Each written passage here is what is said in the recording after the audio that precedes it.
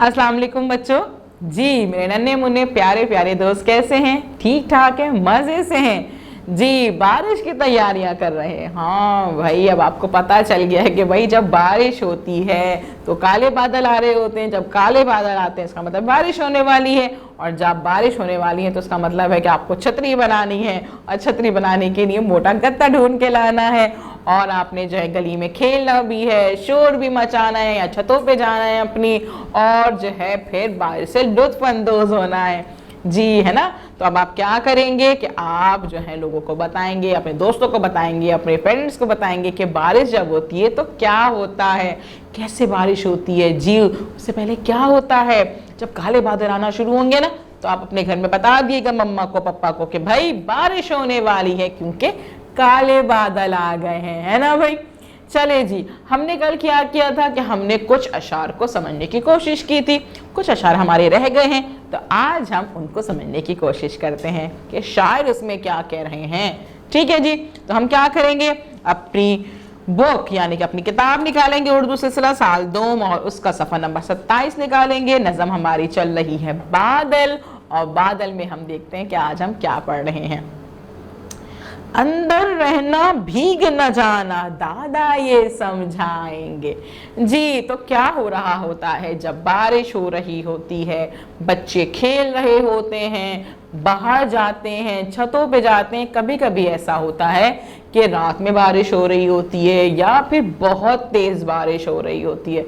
तो फिर क्या होता है कि हम कहते हैं कि नहीं भाई इस बारिश में नहीं नहाना चाहिए। हमारे बड़े हमें मना करते हैं कि नहीं भाई आप घर में रहें, बाहर ना जाएं। आपकी अगर तबीयत खराब है आपकी तो आपको मना करते हैं आपके बड़े कि नहीं भाई भीगना नहीं है, आज बारिश में नहीं जाना है, घर में रहना है ना भाई। तो इसमें ही हम इशार बता रहे हैं कि जब कभी बारिश होती है ज़्यादा, या हमारी तबीयत ख़राब होती है, तो हमारे घर के बड़े जैसे कि दादा होते हैं, अब्बू होते हैं, कोई और घर का बड़ा होता है, तो वो हमसे क्या कहता है जी, वो हमसे कहता है अंदर रहना भीग न जाना दादा ये समझाएंगे जी। इसमें शायर ये समझा रहे हैं।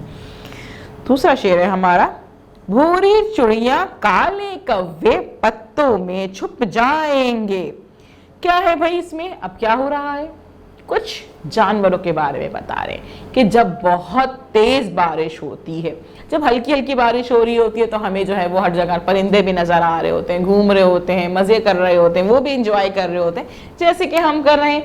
लेकिन जब बहुत तेज बारिश हो जाती है तो हमें नजर आता है कि हमें जानवर भी नजर नहीं आते, हमें चिड़िया भी नजर नहीं आती हैं, हमें कौवे भी नजर नहीं आते।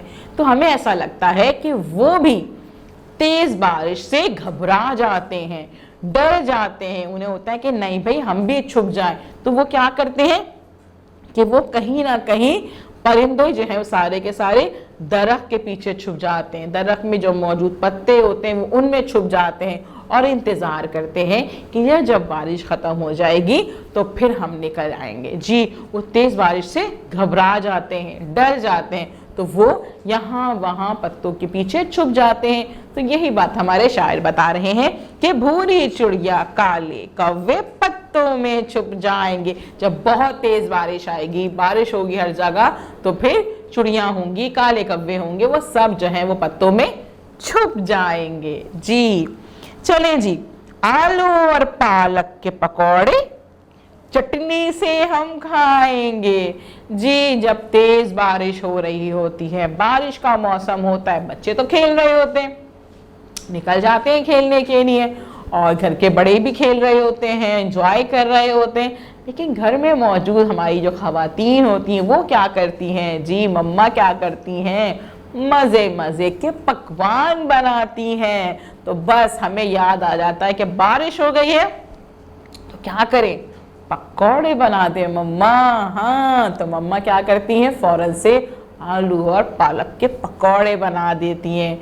चटनी से हम खाते हैं, केचप से हम खाते हैं, है ना भाई। तो जब भी ये बारिश का मौसम आता है तो हम इंजॉय करते हैं मुख्तलिफ मज़े मज़े के पकवान के साथ। तो यही हमारे शायर बता रहे हैं कि जब बारिश होगी, तेज़ बारिश होगी, हम खेलेंगे, कूदेंगे, मज़े करेंगे, तो साथ साथ हम आलू और पालक के पकौड़े भी खाएंगे चटनी के साथ। अच्छा जी, अब हमारा है सहन में पानी रोक के हम कश्ती खूब चलाएंगे।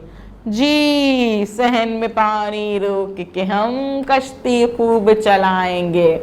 ये भी होता है, याद है ना आपको जी, जब बारिश आती है और छतों पे पानी जमा हो जाता है, तो जब पानी जमा होता है तो हमें क्या होता है कि हम फौरन कश्तियां बनाना शुरू कर देते हैं।